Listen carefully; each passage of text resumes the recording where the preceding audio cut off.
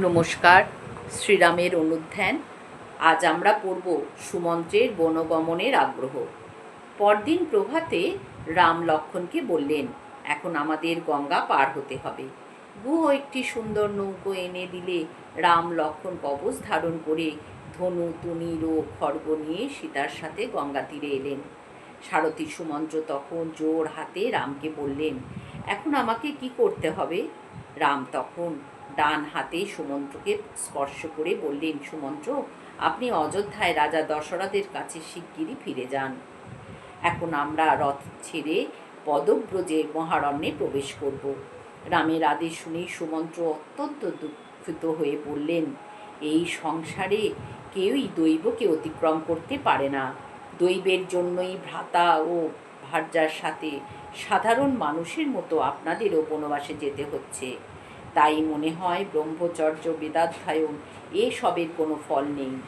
আপনি সীতা ও লক্ষ্মণের সাথে বনবাস করে ত্রিলোক জয়ে কীর্তি লাভ করবেন, আর আমরা আপনার সঙ্গ লাভে বঞ্চিত হয়ে মৃতপ্রায় হয়ে থাকব। রাম তখন সস্নেহে সুমন্ত্রকে বললেন, ইক্ষ্বাকু বংশে আপনার মতো সুরিত আর কেউ নেই। রাজা দশরথ যাতে আপনার জন্য শোকে কাতর রাজা দশরথ যাতে আমার জন্য শোকে কাতর না হন, সে বিষয়ে আপনি যত্ন করবেন। মহারাজকে আমার হয়ে প্রণাম করে বলবেন, অযোধ্যা থেকে নির্বাসিত হয়ে আমরা বনে বাস করছি, সেই জন্য আমি ও লক্ষ্মণ দুঃখিত নই। 14 বছর পরে আমরা অযোধ্যায় ফিরে গেলে আপনি আবার লক্ষ্মণকে, আমাকে ও সীতাকে দেখতে পাবেন। সুমন্ত্র, এই কথা আপনি আমার মাতা ও অন্যান্য মায়েদের ও কৈকেয়ীকে বলবেন। মাতা কৌশল্যাকে আমাদের কুশল জানিয়ে প্রণাম করবেন। রাজা দশরথকে আরও বলবেন, তিনি যেন তাড়াতাড়ি ভরতকে আনিয়ে রাজপদে অভিষিক্ত করেন। সুমন্ত্র, আপনি ভরতকে বলবেন, কৈকেয়ী যেমন আমার মাতা, কৈকেয়ী যেমন তোমার মাতা, সেই রকম কৌশল্যা সুমিত্রাও তোমার মাতা। মাতাদের সাথে ব্যবহারের কোনো তারতম্য করো না। রামের কথা শুনে সুমন্ত্র বললেন, অযোধ্যা নগরী আপনার শোকে মর্মাহত। আমি এখন আপনাকে ছেড়ে সেই অযোধ্যাপুরীতে কেমন করে ফিরে যাব? এতদিন অযোধ্যার লোকেরা আমার রথকে রামযুক্ত দেখে অভ্যস্ত ছিল, এখন রাম শূন্য রথ দেখে তাদের হৃদয় বিদীর্ণ হবে। আপনার মাতা কৌশল্যাকেই বা আমি কি বলবো? সুতরাং আপনাকে ছেড়ে আমি কিছুতেই অযোধ্যায় ফিরে যেতে পারবো না। আমাকে আপনি বনে যেতে অনুমতি দিন, এই আমার একমাত্র প্রার্থনা। বনে আমি আপনার সেবা করব, আপনার তপস্যার বিঘ্নকারী উৎপাত সকল দূর করব। আমি আপনার ভক্ত ও ভৃত্য, আপনি আমায় পরিত্যাগ করবেন না। আমার একমাত্র বাসনা, 14 বছর পর আমি এই রথে আবার আপনাকে অযোধ্যায় নিয়ে যাব। সুমন্ত্রের কাতর প্রার্থনা শুনে রাম বললেন, আমার প্রতি আপনার প্রগাঢ় ভক্তির কথা আমি জানি, কিন্তু আপনি অযোধ্যায় ফিরে না গেলে কৈকেয়ীর বিশ্বাস হবে না যে সত্যিই আমি বনে গেছি। আমি বনবাসী হয়েছি জানলে কৈকেয়ী মহারাজকে মিথ্যাবাদী মনে করবেন না। আমার একান্ত ইচ্ছা যে মাতা কৈকেয়ী ভরত শাসিত রাজ্য ভোগ করুন। আমার এবং দশরথের প্রিয় কার্য সাধনে আপনি অযোধ্যায় ফিরে যান।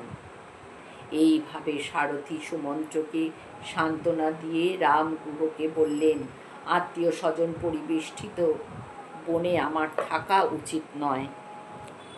এখনই আমি তপস্বী বেশে আশ্রমে বাস করব, সুতরাং জটা করবার জন্য তুমি আমাকে বটের আঠা আনিয়ে দাও। রাম লক্ষ্মণ বটের আঠা মাথায় মেখে জটা জুটো ধারী হলেন। চির বসন এবং জটা ধারণ করে রাম লক্ষ্মণকে ঋষিদের মতোই মনে হতে লাগলো। রাম গুহকে বললেন, বন্ধুবর, সৈন্য কোষ দুর্গ প্রজাদের বিষয়ে তুমি সাবধানে থাকবে। জানবে রাজ্য রক্ষা ও পালন করা অত্যন্ত কঠিন। অতঃপর রাম সীতা লক্ষ্মণ নৌকায় উঠে গঙ্গা পার হতে লাগলেন। মাঝ গঙ্গায় সীতা এসে করজোড়ে গঙ্গার স্তুতি করে বললেন, হে গঙ্গে, মহারাজ দশরথের পুত্র রাম তোমার প্রসাদে সুরক্ষিত হয়ে যেন পিতৃসত্য পালন করতে পারেন। 14 বছর বনে বাস করে তিনি যেন আমাদের সাথে নিরাপদে অযোধ্যায় ফিরে যান। হে সর্বসৌভাগ্যদায়িনী দেবী, জনক দুহিতা রাম পত্নী, আমি তোমায় প্রণাম করছি। আমি তখন তোমার প্রীতির জন্য ব্রাহ্মণদের শত সহস্র ধেনু, বিবিধ বস্ত্র, প্রচুর অন্ন ইত্যাদি দান করব। তোমাকে সহস্র ঘট সুরা এবং মাংসযুক্ত অন্ন দিয়ে ভোগ দেব। তুমি আমাদের প্রতি প্রসন্ন হও। নদীর অপর পাড়ে পৌঁছে রাম লক্ষ্মণকে বললেন, আমরা যেখানেই থাকি তুমি সর্বদা সীতার রক্ষার জন্য যত্নপর হবে।